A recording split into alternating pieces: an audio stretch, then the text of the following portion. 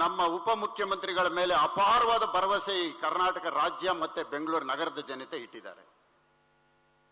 ಏನೋ ಒಂದು ಕೊಡುಗೆ ಕೊಟ್ಟೇ ಕೊಡ್ತಾರೆ, ಚರಿತ್ರೆಯಲ್ಲಿ ಅವರ ಹೆಸರು ಉಳ್ಕೊಳ್ಳುತ್ತೆ ಅನ್ನೋ ನಂಬಿಕೆ ಈ ಬೆಂಗಳೂರಿನ 2 ಕೋಟಿ ಜನಸಂಖ್ಯೆಯನ್ನು ಇಟ್ಟಿದ್ದಾರೆ.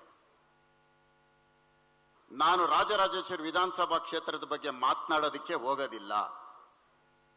ದೇವರು ನನಗೆ ಕೊಟ್ಟಂತ ತಿಳುವಳಿಕೆ, ನನಗೆ ಕೊಟ್ಟಂತ ಶಕ್ತಿಯಲ್ಲಿ, ನನಗೆ ಇರ್ತಕ್ಕಂಥ ಶಕ್ತಿಯಲ್ಲಿ ಎಷ್ಟು ಕೆಲಸ ಮಾಡಬೇಕು ಅಷ್ಟು ಮಾಡಿದ್ದೇನೆ. ಉಳಿಕೆ ಆಗಿರ್ತಕ್ಕಂಥದಕ್ಕೆ ಇವತ್ತು ನೀವು ಇಲ್ಲಿ ಬಂದಿದ್ದೀರಿ.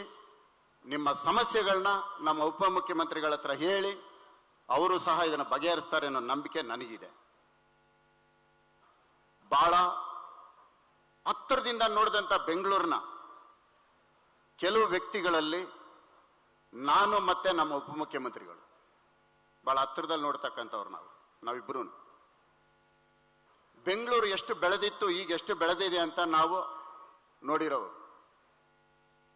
ಏನೋ ಒಂದು ಕೊಡುಗೆ ಕೊಟ್ಟೇ ಕೊಡ್ತಾರೆ ಅನ್ನೋ ನಂಬಿಕೆ ಯಾರಿಗಿದೆಯೋ ಇಲ್ಲೋ ಗೊತ್ತಿಲ್ಲ, ನನಗೆ ಅಪಾರವಾಗಿದೆ. ಮಾಡ್ತಾರೆ ಅಂತ. ಎಲ್ರಿಗೂ ಒಳ್ಳೇದಾಗ್ಲಿ. ಈ ವೇದಿಕೆನ ರಾಜಕೀಯದ ವೇದಿಕೆಯಾಗಿ ಮಾಡಕ್ಕಾಗ್ಲಿ, ನನ್ನ ಕ್ಷೇತ್ರದ ಸಮಸ್ಯೆಗಳನ್ನ ನಾನು ಹೇಳೋದಕ್ಕಾಗ್ಲಿ ಇದು ಅಲ್ಲ. ನನ್ನ ಮತದಾರ ದೇವರುಗಳು ನೀವ್ ಹೇಳಿ ನಿಮ್ಮ ಸಮಸ್ಯೆಗಳನ್ನ, ಅದು ಬಗೆಹರಿಸ್ಕೊಳ್ತಾರೆ ಅಂತದ್ದು ನಿಮ್ಮ ಜೊತೆಗೆ ನಾನು ಇರ್ತೇನೆ. ವಿಶೇಷವಾಗಿ ಎಲ್ಲ ಅಧಿಕಾರಿ ವರ್ಗದವರು ಇವತ್ತು ವೇದಿಕೆ ಮೇಲೆ ಇದ್ದೀರಿ, ತಮಗೂ ಸಹ ಒಳ್ಳೇದಾಗ್ಲಿ. ದೇವರು ಖುದ್ದಾಗಿ ಬಂದು ಯಾರಿಗೂ ಸಹಾಯ ಮಾಡಲ್ಲ, ಅಧಿಕಾರಿಗಳು ನಿಮ್ಮ ರೂಪದಲ್ಲಿ ಬರ್ತಾರೆ. ಜನರಿಗೆ ಸ್ಪಂದಿಸಿ ಕೆಲಸ ಮಾಡೋಂಥ ಕೆಲಸ ನೀವು ಮಾಡ್ತೀರಿ ಅಧಿಕಾರಿಗಳು ಅಂತ ನಾನು ಭಾವಿಸ್ತೇನೆ.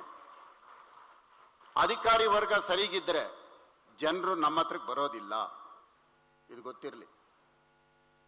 ಅರ್ಜಿ ಬಂದು ಕೂಡಲೇ ತಾವು ಸಮಸ್ಯೆನ ಕೂಡಲೇ ಬಗೆಹರಿಸಿದ್ರೆ ರಾಜಕಾರಣಿಗಳನ್ನ ಸಾರ್ವಜನಿಕರು ನೆನೆಸ್ಕೊಳ್ಳೋದು ಇಲ್ಲ. ಎಲ್ರಿಗೂ ಒಳ್ಳೇದಾಗ್ಲಿ. ಸಮಸ್ಯೆಗಳು 108, ಪರಿಹಾರ ಒಂದೇ ಸ್ಥಳದಲ್ಲಿ. ಮತ್ತೊಮ್ಮೆ ನನ್ನ ಮತದಾರ ದೇವರುಗಳೇ ನಿಮ್ಮೆಲ್ರಿಗೂ ಒಳ್ಳೇದಾಗಲಿ. ನಮಸ್ಕಾರ. ಜೈ ಹಿಂದ್, ಜೈ ಕರ್ನಾಟಕ.